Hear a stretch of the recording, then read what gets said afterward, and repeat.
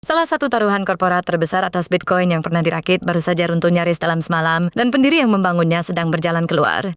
Jack Mallers, kepala perusahaan pembayaran Strike, mundur dari 21 Capital, sebuah firma yang dibentuk untuk menyimpan Bitcoin dalam skala masif. Pada saat yang sama, sebuah rencana yang didukung raksasa stablecoin Tether untuk menggabungkan 3 perusahaan Bitcoin ke dalam satu kendaraan itu resmi runtuh. 21 Capital seharusnya menjadi salah satu pemegang Bitcoin publik terbesar di planet ini, sejajar dengan firma yang memelopori strategi itu, strategi milik Michael Saylor. Investor bereaksi cepat dan saham perusahaan yang diperdagangkan dengan kode XXI anjlok hampir 18% begitu kabar keluar. Ini sandungan langka bagi tren perbendaharaan korporat yang selama 2 tahun terakhir melahap Bitcoin, sekaligus pengingat bahwa kesepakatan raksasa ini bisa berantakan secepat mereka dirakit. Kesepakatan itu sempat digadang-gadang sebagai salah satu penggabungan Bitcoin korporat paling ambisius sepanjang tahun ini.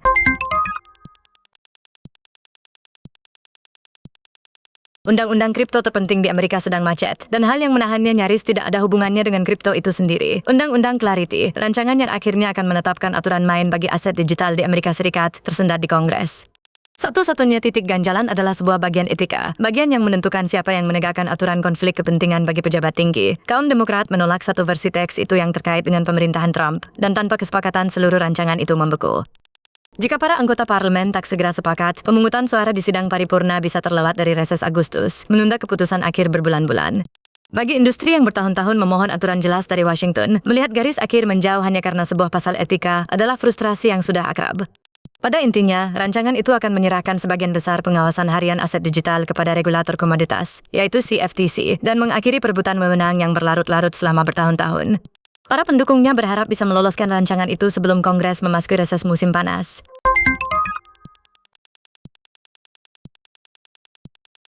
Aplikasi yang mengajari jutaan orang berdagang saham diam-diam mendorong pengguna yang sama itu ke bagian terdalam kripto. eToro, broker retail dengan puluhan juta akun, mengambil saham strategis di Extended, sebuah bursa futures perpetual on-chain. Futures perpetual adalah taruhan berleverage yang hidup sepenuhnya di blockchain, ranah yang biasanya hanya disediakan untuk para trader kelas berat, bukan bagi investor awam sehari-hari. eToro juga mengatakan kesepakatan ini memulai kemitraan dengan Zengo, dompet swaklola yang dibelinya awal tahun ini. Swaklola berarti pengguna menyimpan kunci mereka sendiri, alih-alih mempercayakan koin mereka kepada sebuah perusahaan untuk dijaga.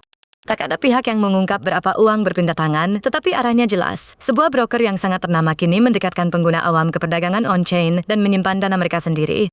eToro membangun namanya dengan membiarkan orang biasa menyalin transaksi para investor bintang, sehingga langkah sedalam ini ke dalam pipa mentah kripto menandai pergeseran yang nyata soal kemana arah para penggunanya. Subscribe sekarang